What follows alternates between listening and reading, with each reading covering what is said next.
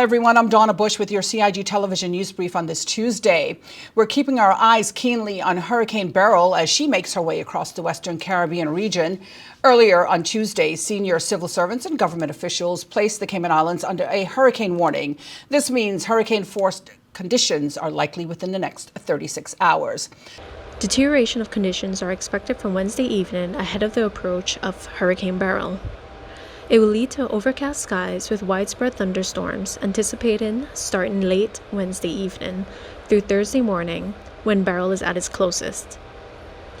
Extremely rough seas and storm surges are also forecasted, with swells arriving by Wednesday evening. The end of tropical storm force winds is expected before noon on Thursday the 4th of July over Grand Cayman. From Wednesday evening, a flood warning will be in effect for the Cayman Islands. Gusty winds are expected, and a marine warning will be in effect for the Cayman Islands. All marine vessels are advised to seek and remain in safe harbor until further notice. The National Emergency Operations Center has been activated as of 12 noon Tuesday. Multiple senior-level government officials, first response agencies, and infrastructure partners are collaboratively coordinating planning and response activities, including Director of Hazard Management Cayman Islands Danielle Coleman, who had this to say to our CIG TV crews on Tuesday. Residents at this time really need to be getting ready and finalising their preparations for the incoming storm Beryl. We really need to make sure that people's houses are ready to go, so well-prepped houses, be it shuttering or plywood, sandbags if you need sandbags, and making sure that your house is protected. Any flying objects that might become a projectile in a storm need to be secured. So really encouraging the public to do that. Also, your family plans. You have a plan for the family. Be it if you intend to go to a shelter, know which shelter you're going to be going to, and so forth. And also your supplies. Those family supplies are so critical.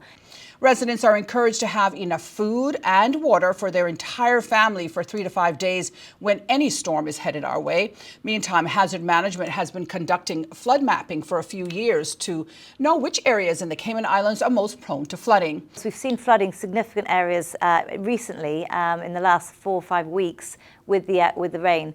So yeah, they are more vulnerable, and of course you need to be making a plan. If you live in one of those vulnerable areas, you need to be making a plan as to what that looks like, whether you'll stay in the area.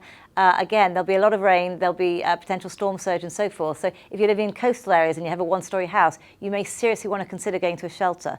HMCI officials have been working with both public agencies like Public Works as well as private sector entities to ensure those living in areas prone to flooding get sandbags and all that they need.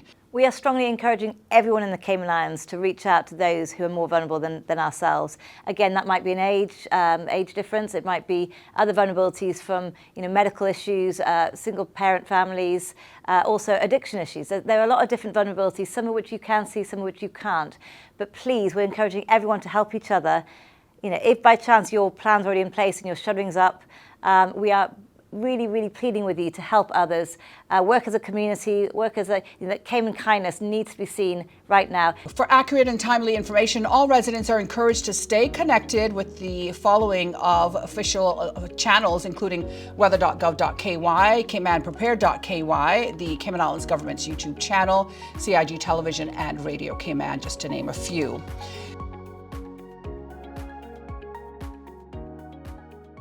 While many people in the Cayman Islands have experienced tropical storms and hurricanes, there are many who have never experienced them. Dipna Carton of Cayman, the mental health helpline, says no one should ever experience a storm alone. Number one, listen to the official advisories, right? Make a plan. For those of you who are on your own, I say no one should go through a hurricane by themselves. It's not necessarily the environmental threats, but you can have a medical emergency. You can slip on some water in the kitchen and you can fracture something. I mean, anything can happen. You could choke. Who are you going to reach? Because there will come a point when emergency services will not be able to operate. But aside from that, it's the emotional, the psychological turmoil that we would go through. I mean, I certainly would not go through a storm on my own because simply you never know what's going to happen. So that would be the first thing. Ensure that you have a list of numbers, ensure that you know where you can go. If you don't have friends that you can go to, there's shelters that will be opening up as of tomorrow. Feel free and go to them. But talk to your colleagues, talk to the friends that you have met and made. Take advice from them, and most certainly I think that the Cayman Islands have become such a well-oiled machine in recent years in terms of dealing with these sorts of threats that there's plenty of information out there.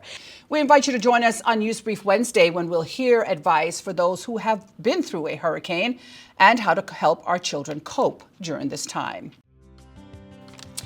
Turning now to our forecast, as of 11 a.m. today, Hurricane Beryl was located approximately 868 miles east-southeast of Grand Cayman. Now, if the storm continues on its latest forecast track, again, we can expect overcast skies with widespread thunderstorms starting Wednesday evening, followed by tropical storm conditions, which are expected by early Thursday morning as Hurricane Beryl approaches.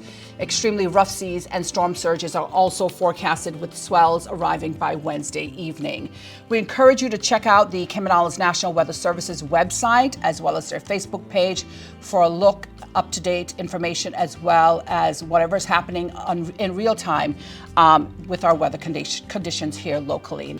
We encourage you to check out the Cayman Islands National Weather Service's website as well as their Facebook page for all the very latest on local weather conditions, including Hurricane Beryl that's coming towards our area. Now, before we go, if you're watching us on our YouTube channel, we ask you to just take a moment to like, share, and subscribe for all of your weather updates during this time.